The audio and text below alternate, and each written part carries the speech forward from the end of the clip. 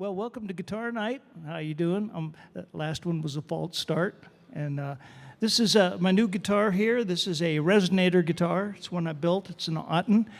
You've heard of Dobro, and there's a bunch of different resonator guitars out there that are famous, but this is one that I built, made out of a flamey maple. I'll show you the back of it. Yeah. And, so it's got that.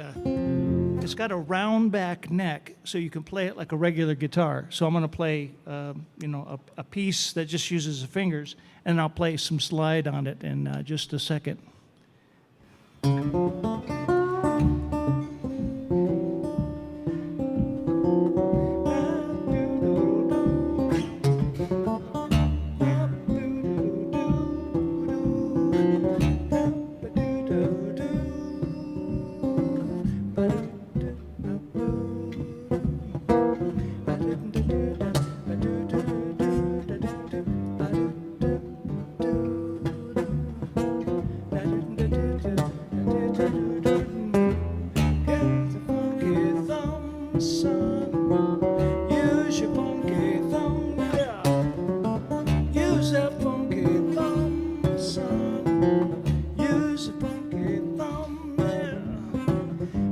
Giggle when you wiggle your hip.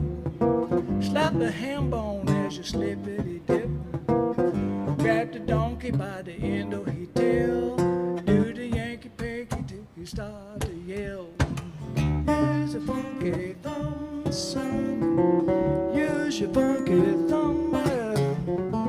Use your funky thumb, son. Use a funky thumb. Got to giggle when you wiggle your hip. Slap the ham bone as you slippity dip. Grab the donkey by the end of his tail. Do the Yankee panky till you start to yell. Do your funky thumb, son. Use your funky thumb, yeah. Use your funky thumb, son. Use your funky thumb, yeah.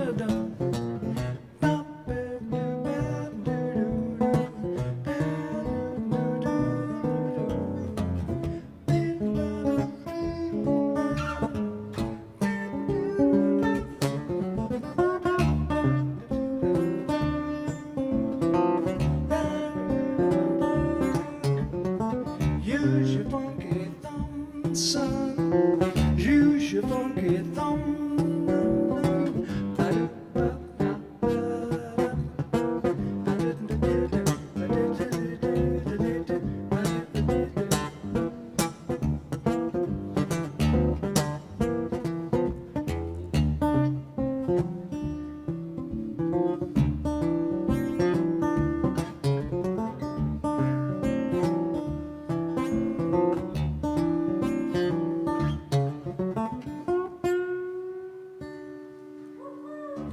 Hey, thank you. So that was doing some finger picking stuff. It's got the round back. And so I have a little bottle here, and I put it on my little finger. I used to use it on this finger back in the days when we were playing Allman Brothers live stuff, back in the mid-'70s. But I switched it to my little finger, and consequently that gives me some regular fingers to be able to use it. So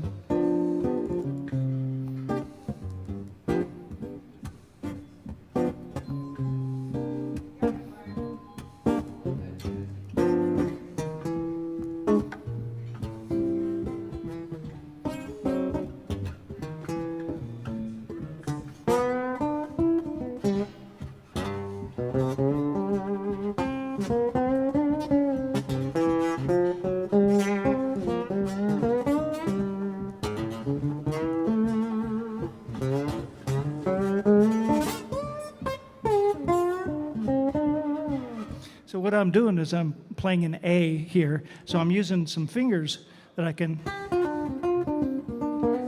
but then I can,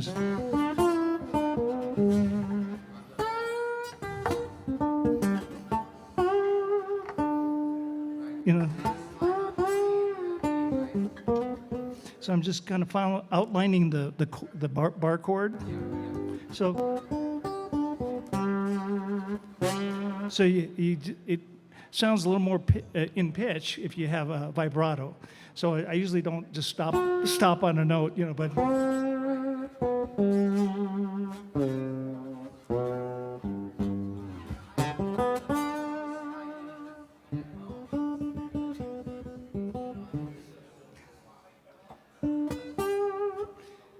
So, just kind of noodle around and play in E now.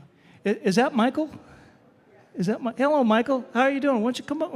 You can bring your stuff up. I'm just noodling around, so just feel comfortable to come up. We got Michael Rose in the audience, and he hadn't gotten it set up yet, so we're going to give him a little time to kind of scooch up here. And while he's doing that, I'm not really entertaining Michael. I just play the guitar and kind of show the instruments and that kind of thing. So it's real casual. And so what I'm going to do is I'm going to play something in E, which I tuned my guitar down to a D. So it's actually in D, but I'm playing like the standard E form. So I'm.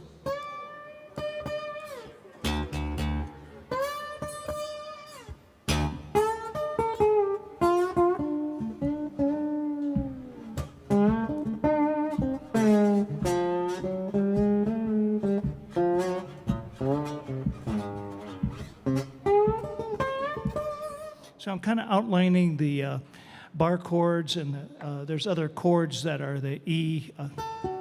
That's an E. So whenever I have an E, let me tune up here.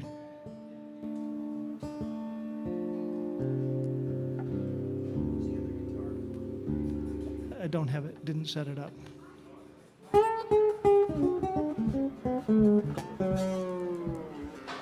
So I'm kind of playing this chord here.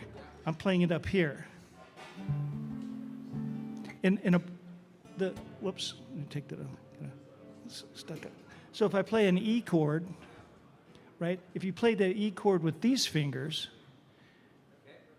and then you move all the way up, you got the same chord up there. So let me tune this up a little bit more.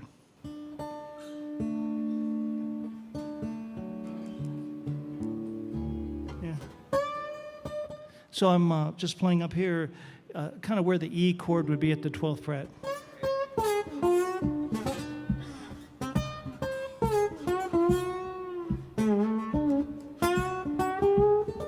And I'm just kind of, I'm not really playing anything that I learned off a record. I'm going,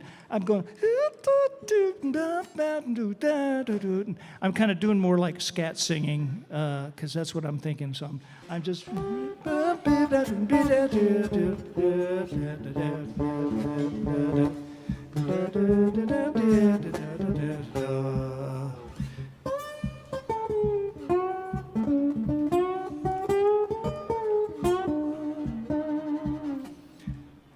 So get yourself a slide next time and experiment with it. It's kind of fun. I put it on the little finger so I can.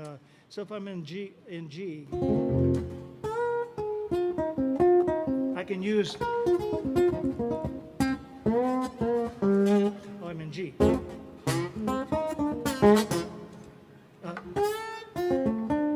So I can use some other fingers.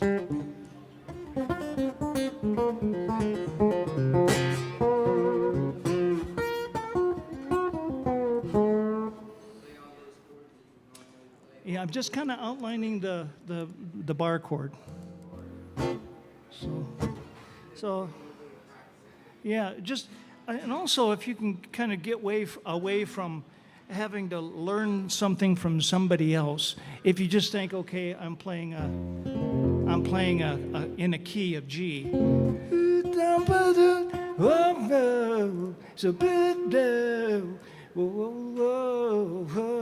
So I'm not thinking of somebody else's lick. I'm just kind of doing some blues stuff.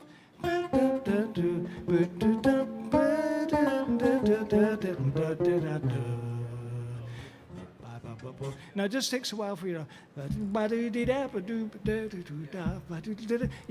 Ella Fitzgerald sang her own stuff. So I'm not singing her stuff, but it's just some blues things.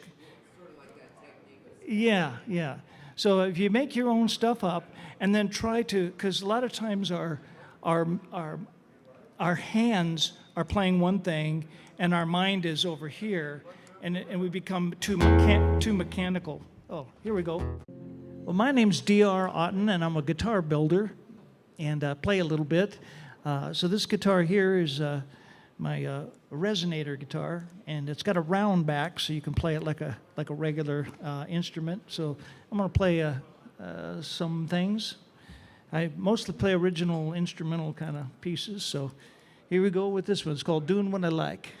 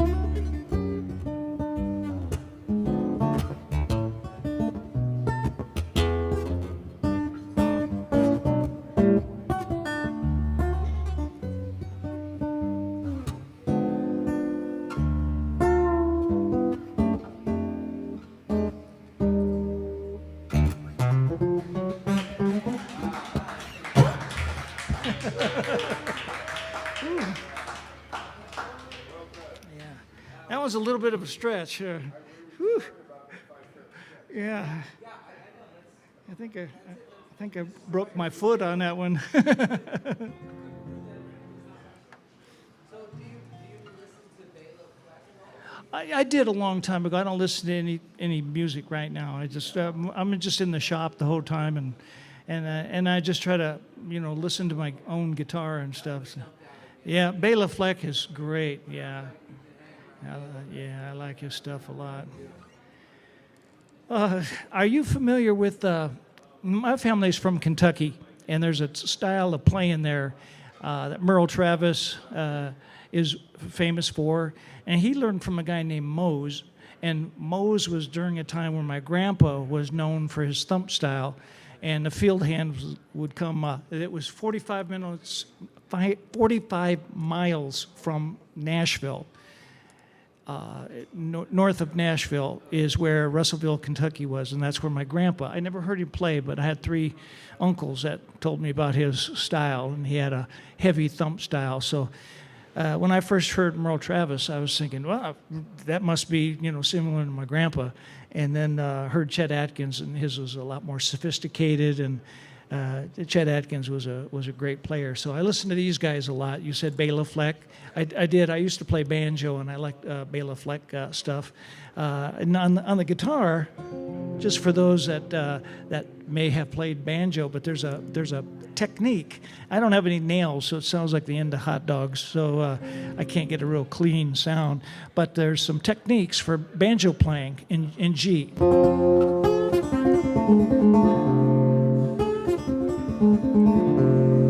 So I'm doing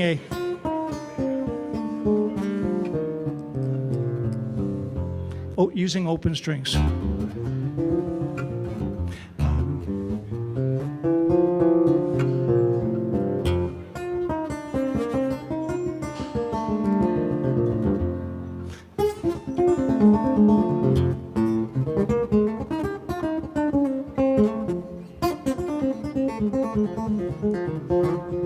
So I'm just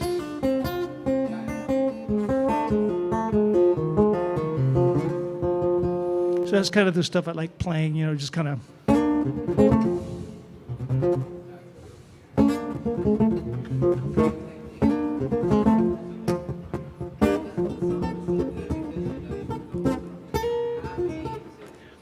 Yeah, it's kind of it's kind of the kind of bebop bluegrass kind of stuff. So.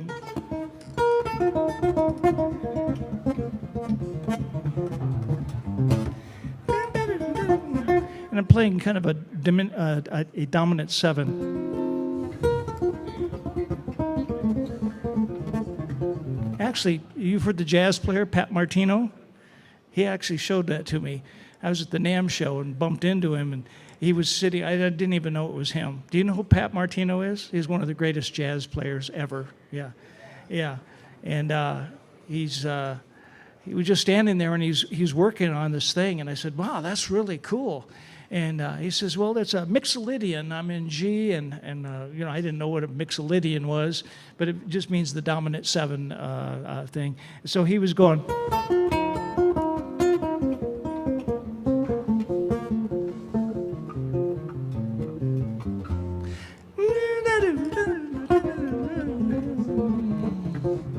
So I got home, and after I found out it was Pat Martino, one of the greatest jazz players. I didn't even realize I was talking to him at the time, but that.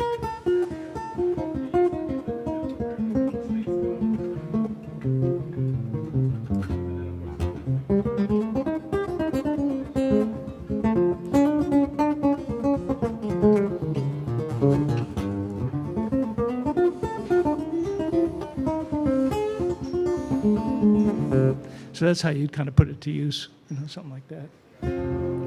But that Chet Atkins style, if I can remember this tune, this is.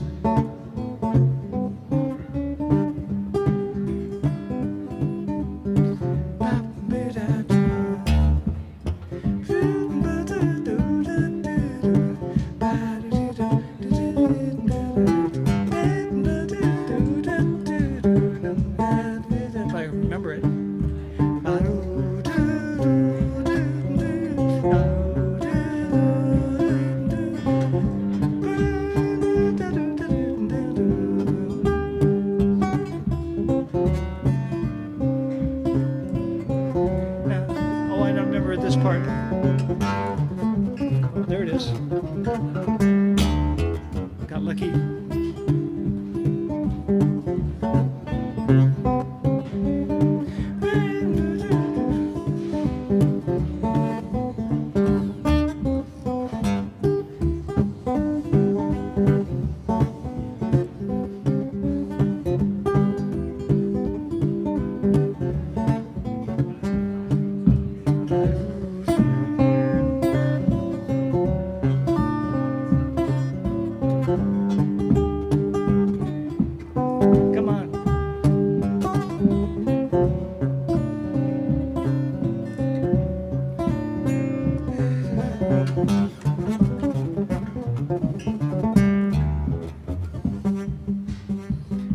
not going to make it through this.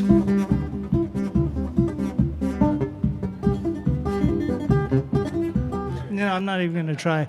It gets going, and it's been probably 25 years since I played that tune. Whew, I haven't even played it here, but yeah, that's a fun one. It's called Donnybrook Farm. My Uncle Donald gave it the name. Donnybrook is kind of an Irish little brawl, you know. Yes, sir, Bobby. Treasure Valley Women. Okay. This one, see here. All right. Well, when I moved here to Boise, I was doing some trout fishing, and it was late in the night, and the moon was out, and I heard this guitar coming from around a bush, and kind of snuck up around there, and there's this 3-foot white frog that was playing on a guitar, singing some blues, and I kind of kicked the rock, and he goes over there and goes, "Yeah, come over here." He taught me this song. He said, "One day you're going to..." So this is called Treasure Valley Women. What key am I in? Let me start this over again here. I was on another planet when I started this. Let's see here. What guitar am I on? Okay.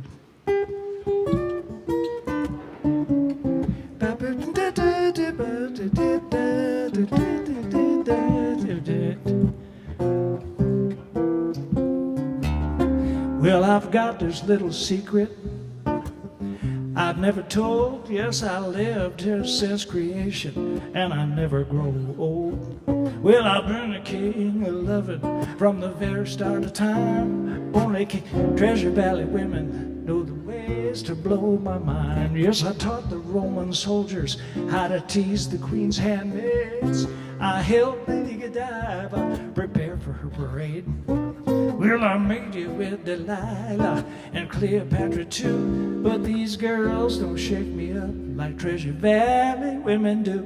That's why it's easy to see through my long history, you're definitely the cream of the crop. We let the dealings down to the bone, enough to make a man's heart stop. Oh, I love those Treasure Valley women. I love those Treasure Valley girls. Treasure Valley women.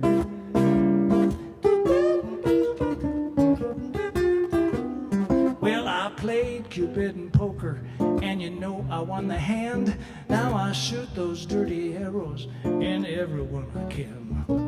Yeah, the world is at my mercy. I tamed it with love's fire. Only Treasure Valley women keep me burning with desire. And that's why it's easy to see through my long history, you're definitely the cream of the crop. Wheeling and dealing us down to the bone, enough to make a man's heart stop. Oh, but I love those Treasure Valley women. I love those Treasure Valley girls. Treasure Valley women.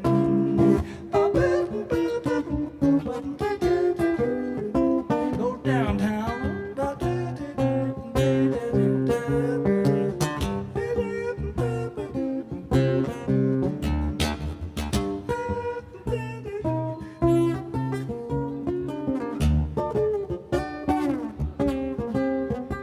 Well, I played Cupid and poker, and you know I won the hand. Yeah, I shoot those dirty arrows in everyone I can. Yeah, the world is at my mercy. I tamed it with love's fire. Only Treasure Valley women keep me burning with desire. And that's why it's easy to see through my long history, you're definitely the cream of the crop. Dealing us down to the bone, enough to make a man's heart stop. Oh, I love those Treasure Valley women. I love those Treasure Valley girls. Treasure Valley women.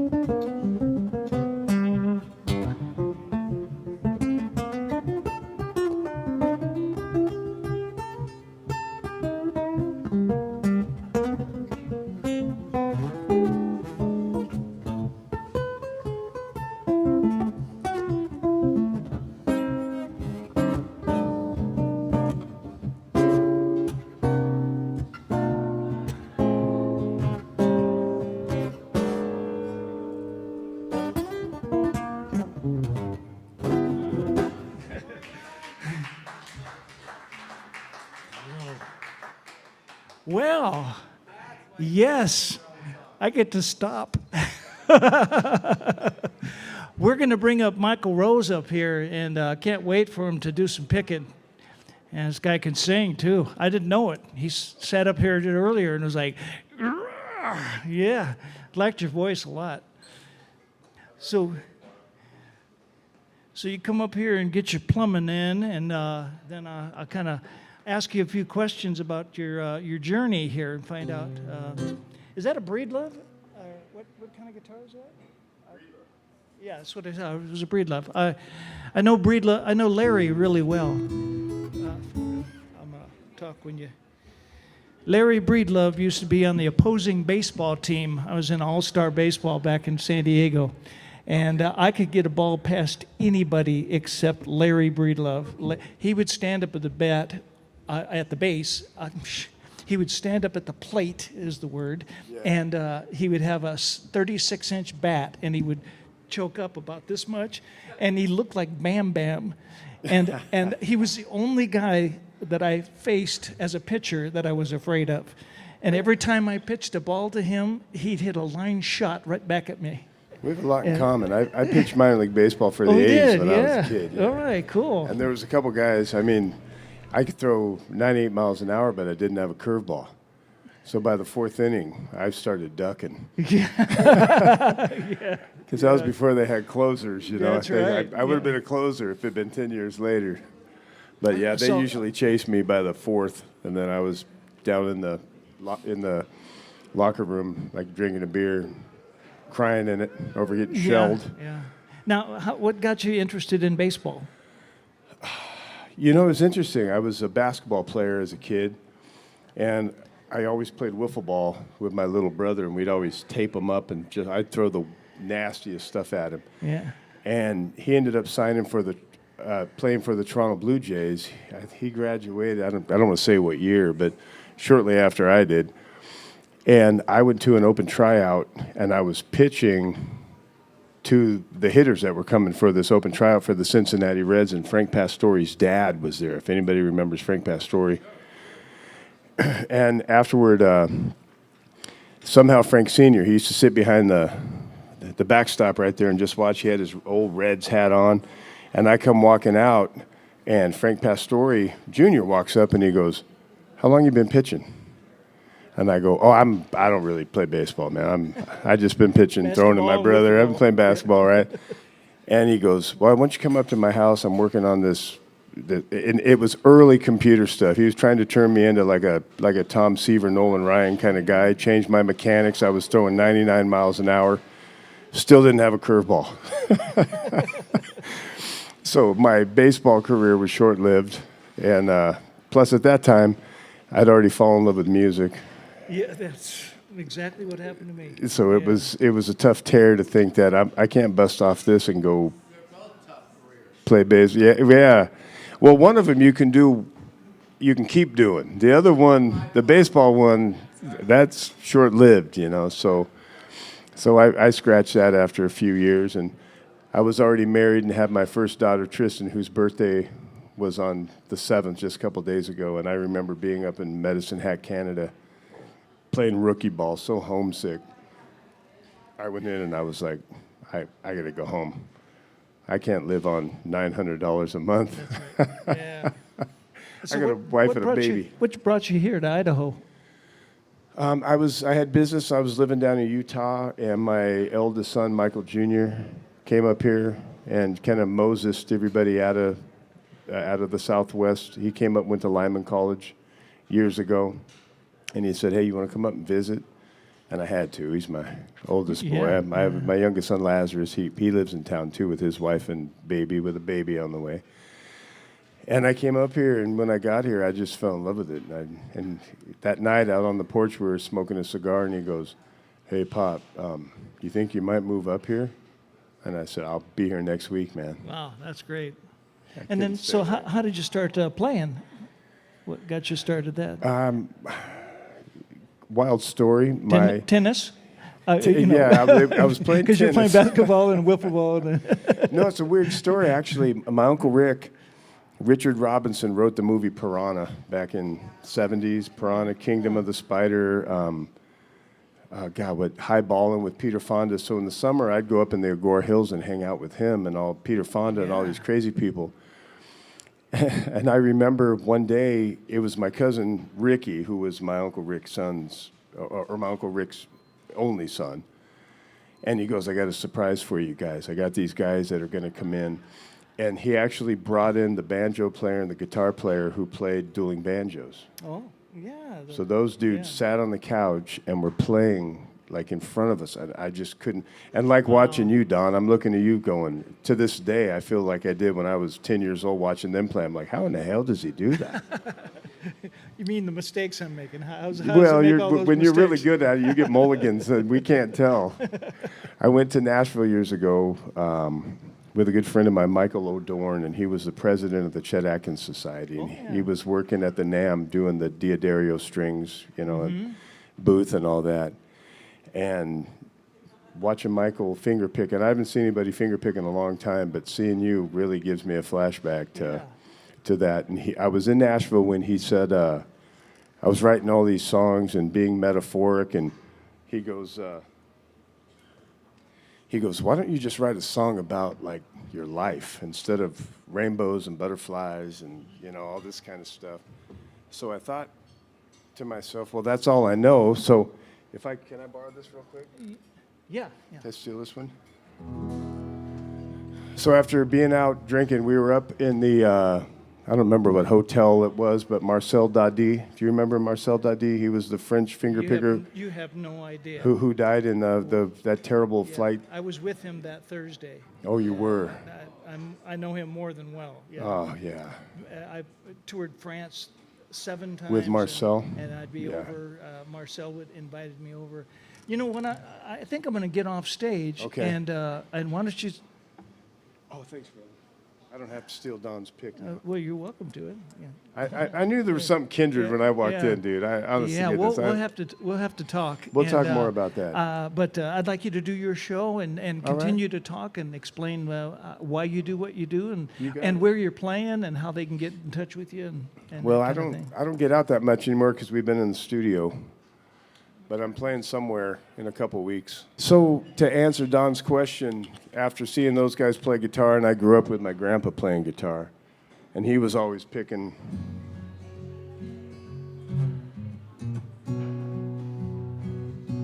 He had one progression for every song he wrote. He was more of like a cowboy poet that would try to stick those poems into song. And I was just always so fascinated by his hand when he would play. And that's how I feel when I watch a good player like Don, a finger picker, when I watch Michael O'Dorn, when the list is so long. Even our former Bad Horse lead guitarist, Mark Hume, I mean, some of these guys are just weird. I don't know how they do it. I'm a songwriter. The only thing gets me in the room is they tell me I can sing a little bit, and the jury's still out on that.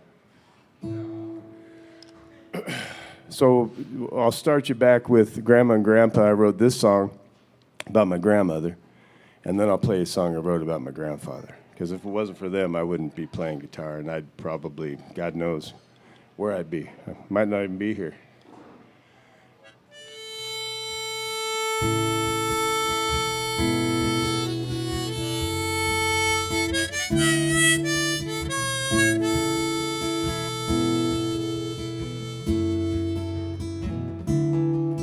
How's the level, baby? It's okay? Check 1, 2.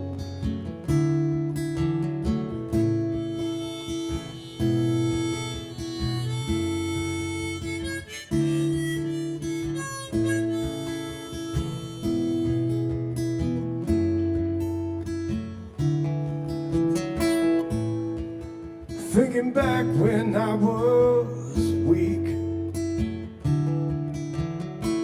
not much soldier in me, I just turned the other cheek. I was a skipping stone across the creek, like a thief that prayed for midnight through my own house. I would sneak, wouldn't let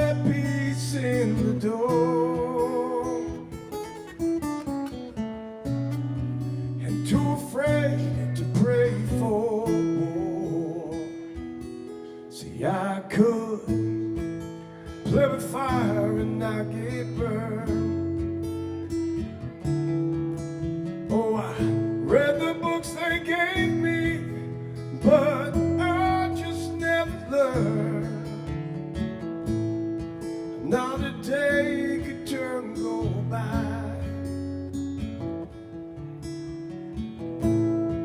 not a bridge could burn, no matter what I tried, till wisdom spoke and there it was. God knows she told me just because. She said you catch more flies with honey, honey, and the world is cold when you ain't got money. You just can't see the forest full of trees. A bee won't tarry with the weeds long, so when you sow your wildflower seeds, make sure they're rightly planted, not too deep, for in them you'll find the answers that you seek down on Cinnamon Creek.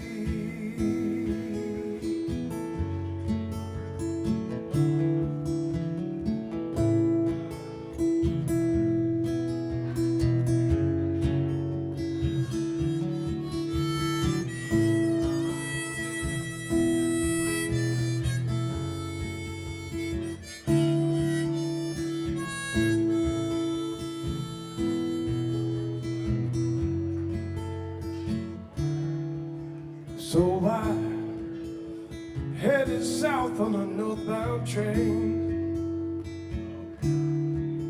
just walking on the boxcars, laughing in the rain,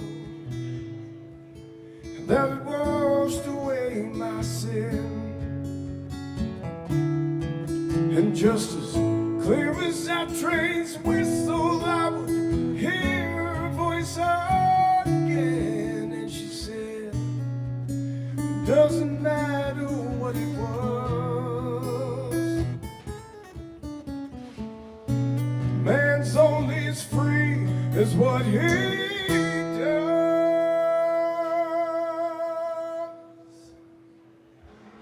She said, you catch more flies with honey, honey, and the world is cold when you ain't got money. You just can't see the forest full of trees. A bee won't tarry with the weeds long, so when you sow your wildflower seeds, make sure they're rightly planted and not too deep, for in them you'll find the answers that you seek down on Cinnamon Creek, down on Cinnamon Creek.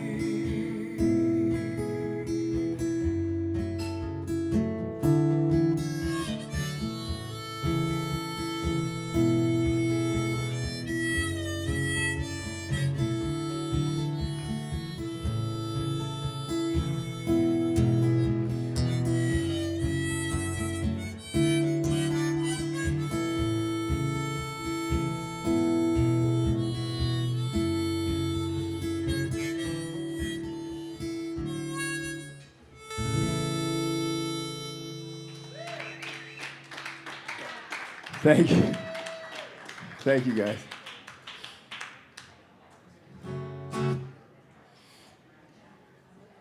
So to fast forward a little bit, I have a few songs that probably represent my grandpa, and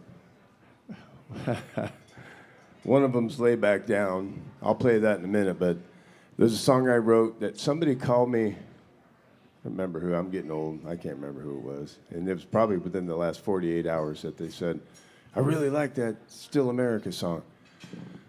So I wrote this song about 5 years ago when the word America wasn't very popular. And I don't know, it's all right. Everybody got a right to, everybody love everybody. That's my motto. But it's Still America. It goes like this.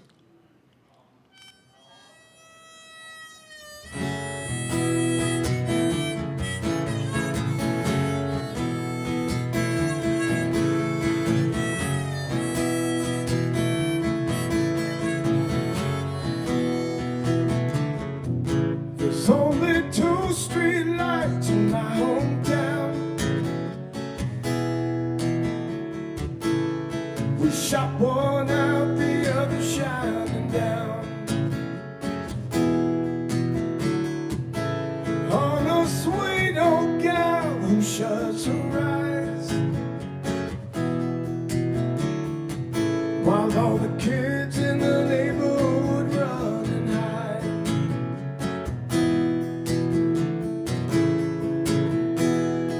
She loves it when they're all together. Her rocking chair and homemade beer. She turns and whispers to her neighbor, who's only lived here for a year. Still America here. Still America.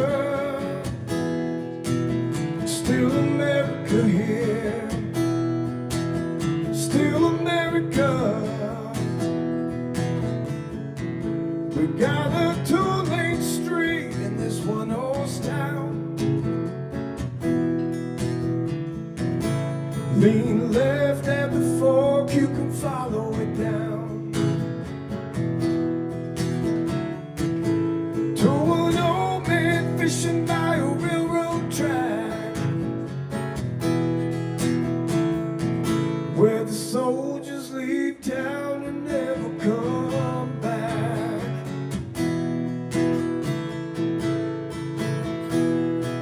I wasn't sure why he saluted.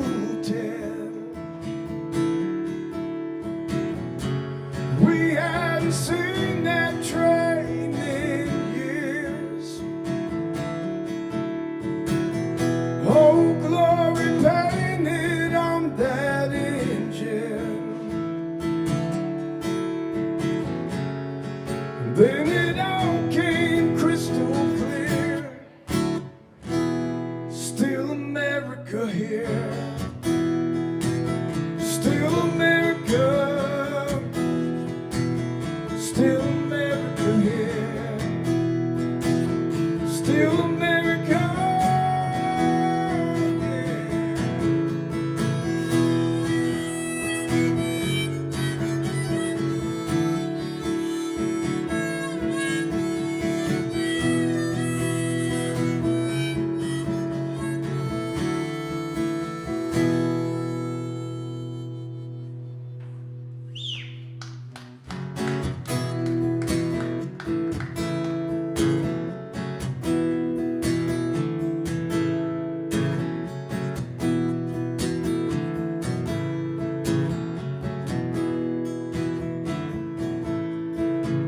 In God we trust is what I know.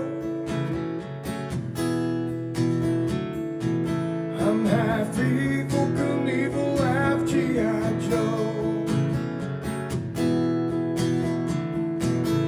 Now my church on Sundays a fishing hole, where Jesus and a chick can save your soul.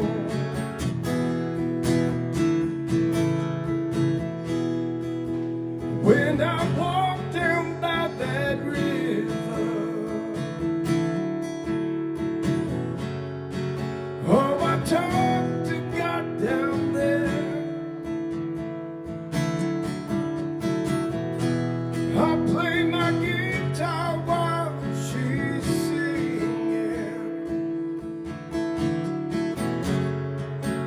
she bounce out crystal clear.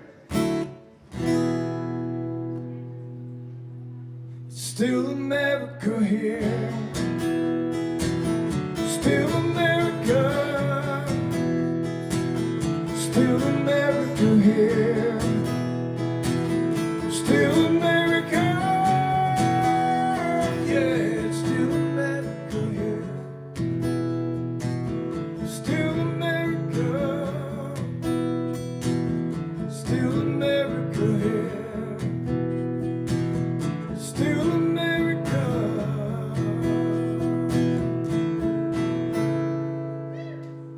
Thank you. Thank you.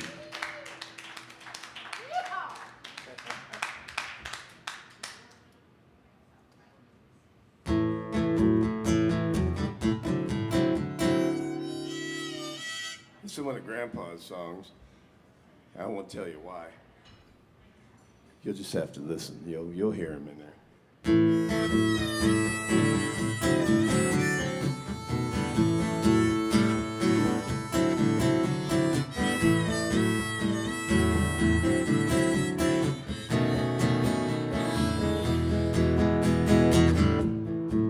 Pretty baby standing by railroad track. She waiting on the train. She knows ain't coming back.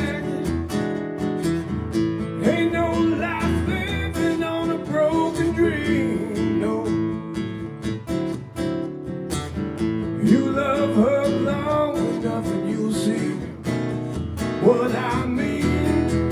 Now I'm trying to love you, baby, like a man should do. Problem is I love you more than you love you.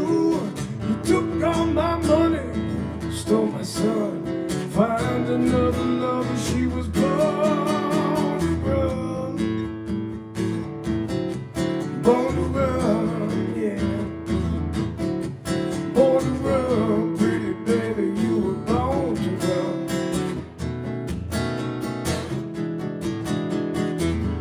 If I told you once, girl, I've told you twice. Oh, to have your cake and eat it too must seem so nice. But honey, that ain't love, that's a lonely life. I knew I couldn't live like you, but I thought I'd try. Now I try to love you, baby, like a man should do. Problem is I love you more than you know. You took all my money, stole my son, find another lover. She was born, yeah. Born to run, born to run, pretty baby, you were born to run.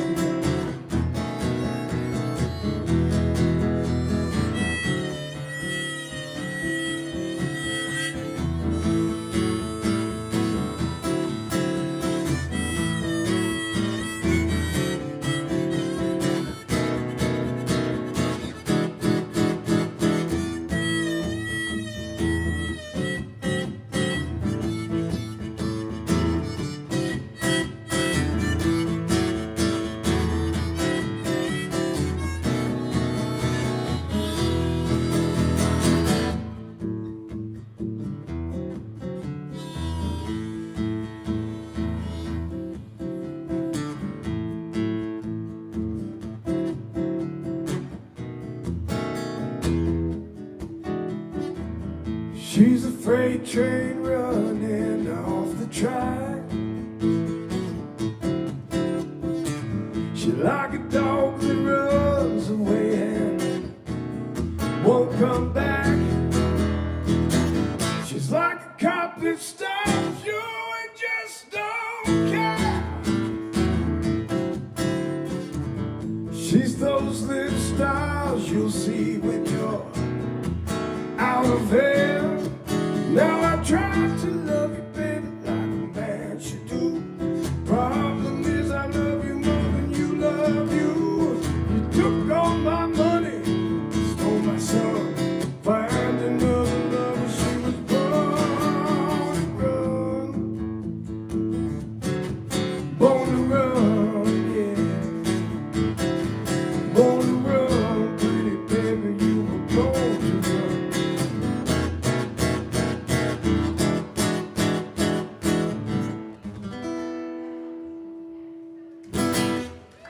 Thank you, thank you. So that one, back to our Nashville conversation.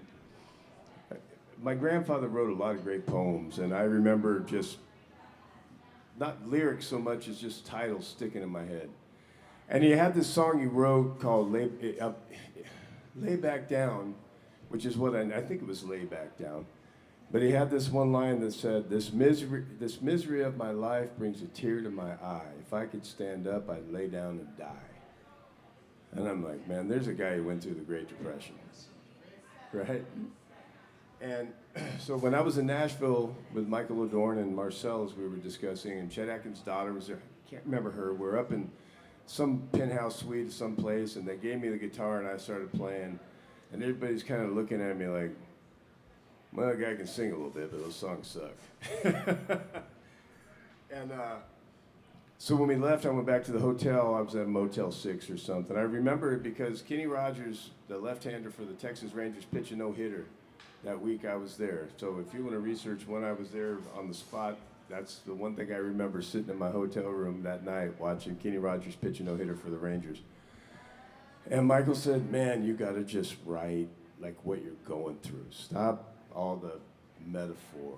And you can throw that in here and there as far as songwriting goes, but what I've learned to do is, and it just comes with life experience, you get better at life, or you should, or at least you're able to journal what you're not getting better at, and then write about the experience. So as a 27-year-old in Nashville, I got curb stomped, and I went over to the Bluebird and played a little bit, and I thought I just rocked it. I didn't really rock it. It was okay. Nobody was like beating my hotel room door down the next day, but Michael kept saying, just write a song about what you're going through. So I went back to the hotel room after that Bluebird show and probably drank more beers than I should have. And I woke up the next morning, and I was actually a little bent out of shape. You know, I'm like, I come all the way out here, and these guys are giving me all this grief about my songs. And so I got up, and I grabbed the guitar, and I went, cold cup of coffee with some empty cans of beer. Lord knows I need a haircut. Ain't shaved in half a year. And I can't see my mailbox, though my grass has grown so high. 'Cause every time I stand up, I'll just lay back down and cry. And every time the phone rings, I just pray that you will call. And I still have a wedding picture from tacked to my wall. Girl, I know it might sound crazy, but I can still feel you walk by. Every time I stand up, so I just lay back down and cry.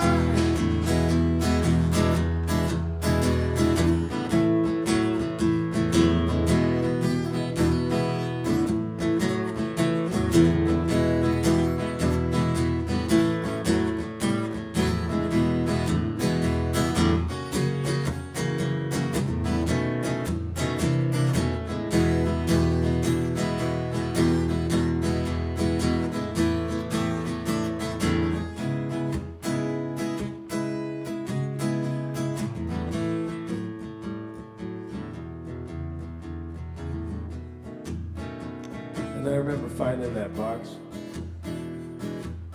and I did remember this one verse my grandpa wrote, so I threw it into this.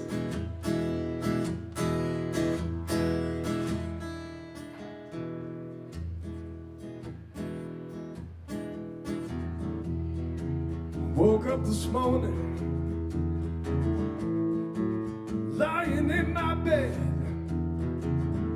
pockets were empty,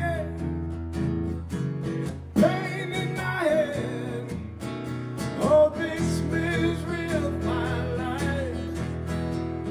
brings a tear to my eye. Why, oh why, every time I stand up, do I just lay back down and cry?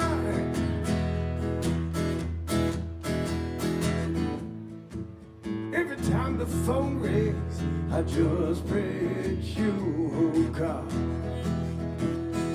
And I still have a wedding picture from tacked to my wall. Oh, I know it might sound crazy, but I could still feel you walk by.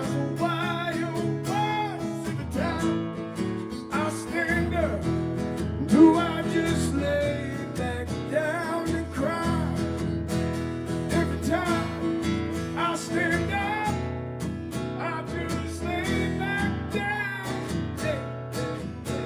and cry. Cry, cry, cry, cry, cry.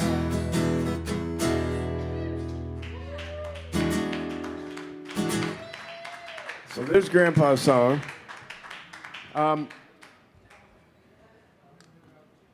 got one more for you. How we doing on time, Don? We okay? I'm not hogging the ball over here? Okay.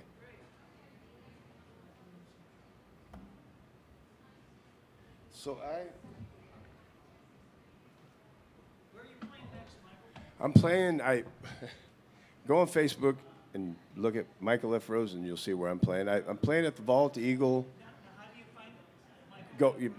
Just Google search Michael F. as in Frederick Rose. Follow me on Facebook, YouTube. We've got Bad Horse. I get to front and sing for this amazing band out of Idaho. What happened? Did you just throw your pick out? I hope I didn't. Nope, it's right here. Must have been a shadow. It was my backup pick. I got my main guy up here. And Bad Horse music. You can search Bad Horse, Michael F. Rose. That's the band, yeah, Bad Horse. And we've actually been really blessed. I'm not supposed to say too much about it, but I got a call from somebody who runs some kind of Hyde Park thing. That's in, I think, August, Bob. When is that? And we're supposed to open for some guy named Jeff Crosby or something like that. So they called us out to do it. And what's really neat about doing, and sorry, Quasar, if I'm letting the cat out of the bag, but we've been asked to play Hyde Park Street Fair 3 years in a row, which is an absolute honor, because I guess that doesn't happen very much. So we're looking forward to Hyde Park. We haven't booked a bunch of shows, and I don't have a ton that I'm doing because we've been recording. And that seems like a daunting, endless task. We're actually recording at Flip Perkins' place, my drummer. We're doing everything in-house now. We've done a lot of wonderful work with Steve Fulton at Audio Labs, my brother Steve. But we found a way to record us that makes us sound like us. So it's a little longer process. And Steve's so wonderful, you know, I can't just leave it with him anymore and go home, and then he sends me an email and I go, yeah. Now we have to do most of the work ourselves. But, you know, it's worth it, and it's really great. The brotherhood of Bob Umphris on bass and Flip Perkins on drums, and we've got Russ Pfeiffer playing keys now. And we are in the market for a lead guitarist. And we do have Ryder Soren from Tyler and Train Robbers came in and did some work for us on pedal steel, which was phenomenal, on a song called Same Old Boy, which is our next single that will be coming out probably next couple months. But yeah, we're not doing a lot out because we're working on the inside of the house before we paint the outside, right? Let's get back to your show. Appreciate it. Really glad you came tonight. Well, I'll tell you what, Don. Thank you for having me. It's really, guys, thank you. It's so nice to be out because, you know, like I said, not having a lot of shows booked, and the studio's fun, but the best part of the studio is when we take a break and go out back. The rest of it's just, I mean, you know what it's like. It's fun, but it's really not that fun.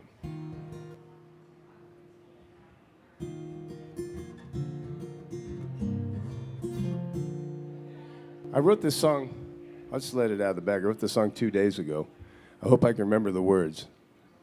Wrote this song, I married this amazing woman almost a year ago. Thank you. That's my L right there, my Ellie. And before that, I was always writing these sad songs. I was so sick of writing sad songs, you know, like crying in your beer kind of stuff. And then I met her, and all of a sudden I started writing all these happy songs. I'm thinking, nobody's going to like these happy songs. They're so used to me being the melancholy guy, you know. But you know what? There's a song you can listen to, you can find on YouTube, or you can Google search My Ellie, E-L-L-E, new song, My Ellie. It's a song I wrote about her. I met her on a Friday, wrote that song on Saturday. And I told her, I wrote this song about you. You're going to love this song. But then it took a month before I could get it recorded right, because I did that in my home studio. And I don't know if you guys have ever recorded, especially by yourself. After you've listened to it so much, you don't even know what it sounds like anymore, and you think everything's horrible. And then you leave it alone, you come back a couple months later, and you listen to it, and you go, that's pretty good. Why was I beating that up? I should have left that alone. I didn't have to remaster it 18 times, you know?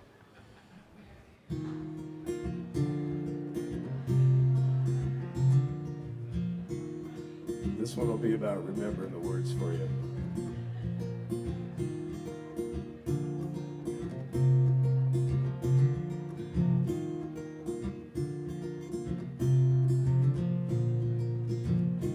Where's this road go? How should I know? Could be wrong, but we should turn right. I don't know whether if we stay together. I remember this song, Bob.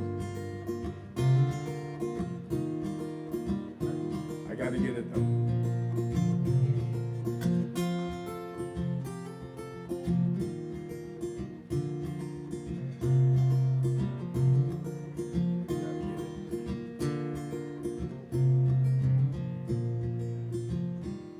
Where's this road go? How should I know? We could be wrong, or I could be right. Come what weather, we'll stay together. I think I may if you think you might. So you know where you go is where I'll be. Times are tough, but it's enough when you're with me. When you're with me.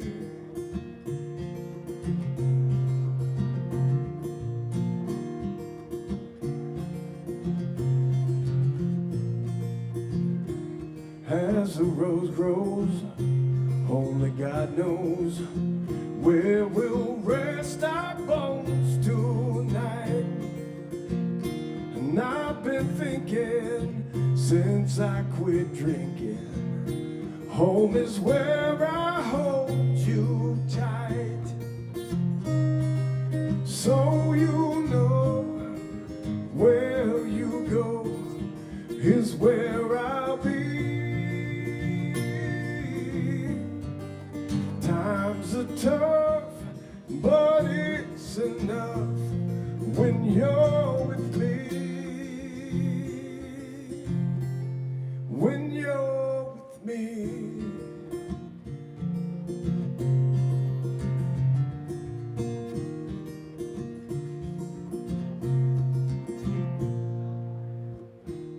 As the fool lies, so the crow flies straight into what he does not need.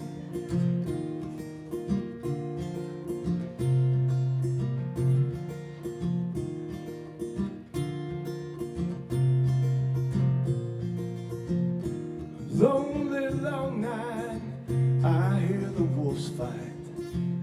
The one that wins is the one I feed. So you know where you go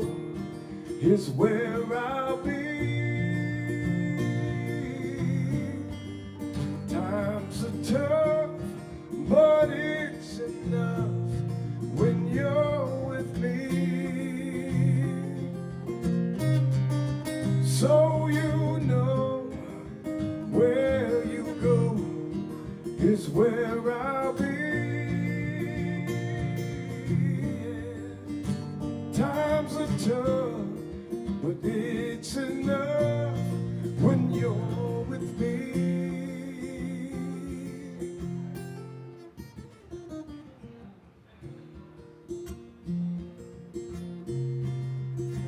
When you're with me.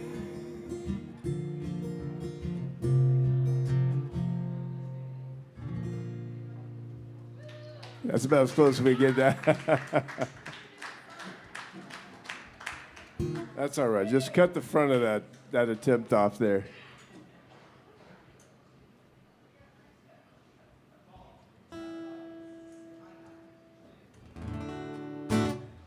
Thank you, sir.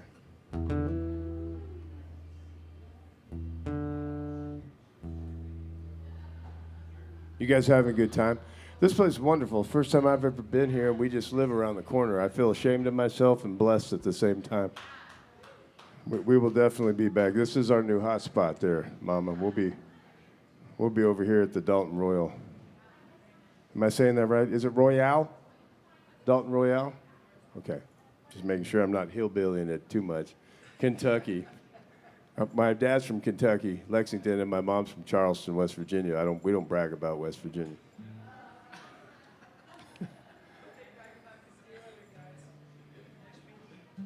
Have a great night, guys.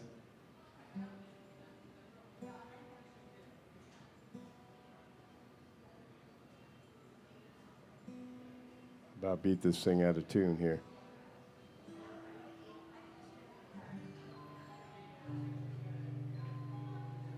I'm going to ask you, young lady, what would you like to hear? Oh, okay. I do, what song is it? Crazy, right? So I wrote this song a while back, and it's going to be on our upcoming record. It's called Every Time You Cry. It goes like this.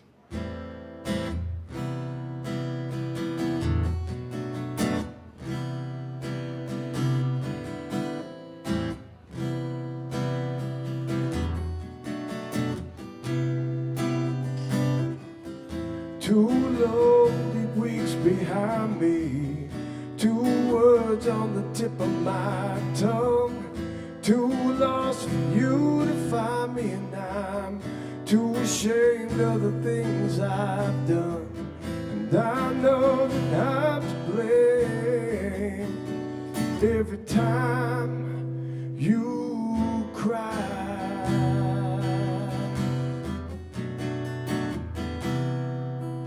See, I'm too packed and I'm too hard-headed to throw my suitcase on your bed.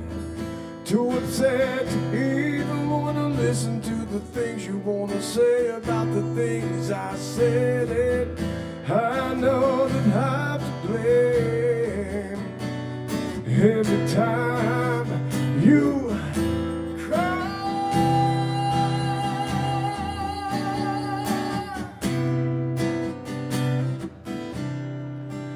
on our way to nowhere. See, I've been there before, so you didn't care that I just could not grow there. But I know, baby, so please, I know I'm to blame every time you cry.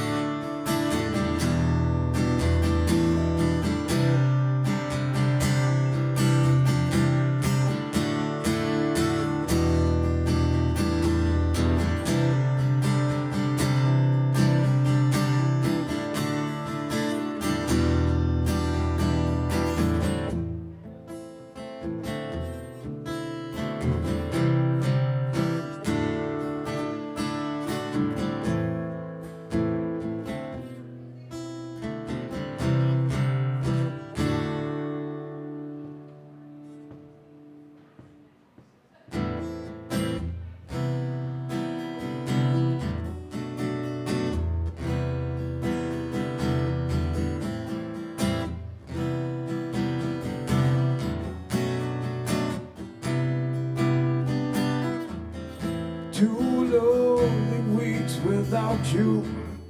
Two words on the tip of my tongue. Baby, I'm so lost without you, and so ashamed of the things that I've done. And I know that I have to blame every time you cry.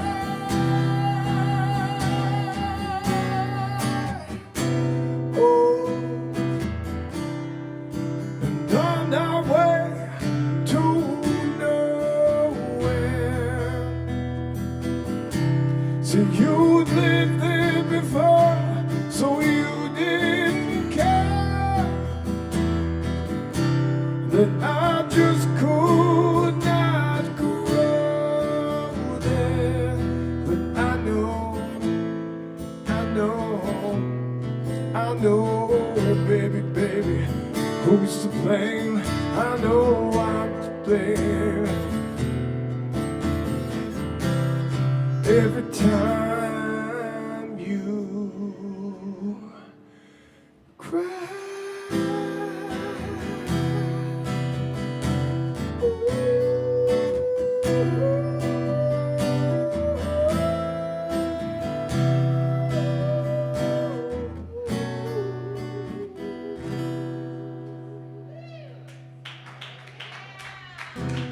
Thank you.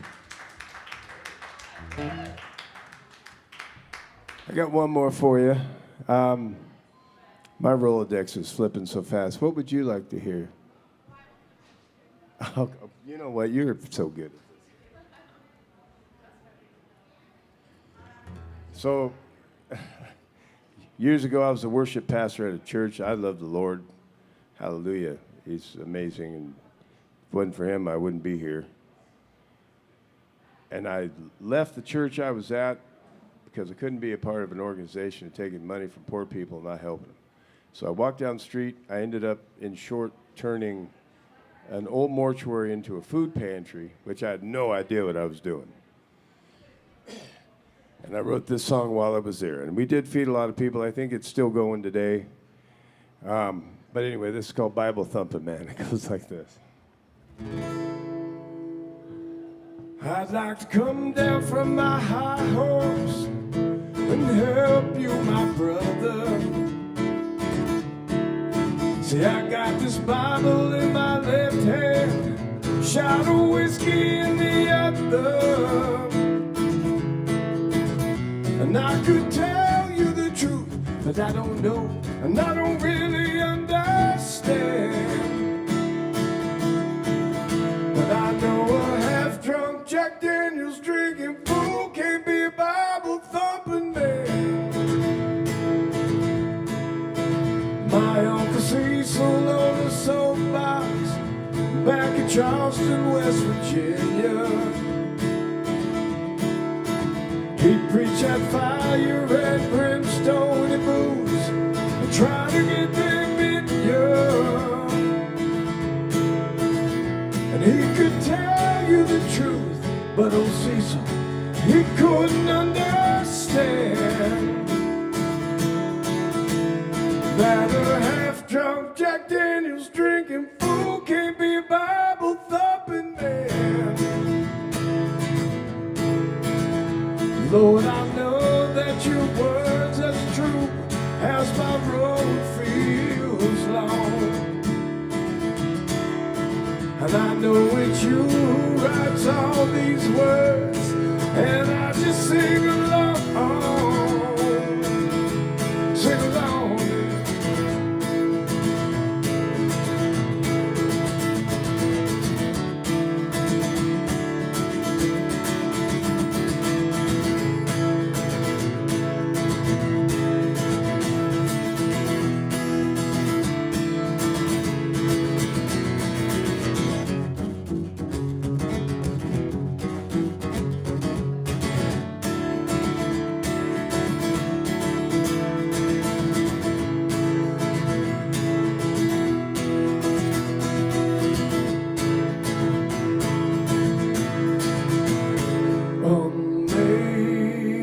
Amazing grace, how sweet the sound that saved a wretch like me.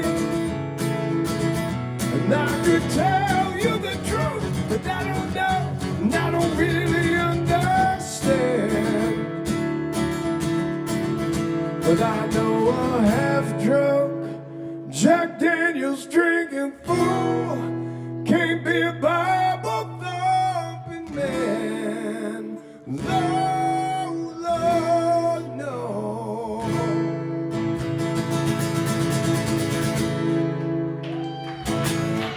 Thank you. Thank you, thank you.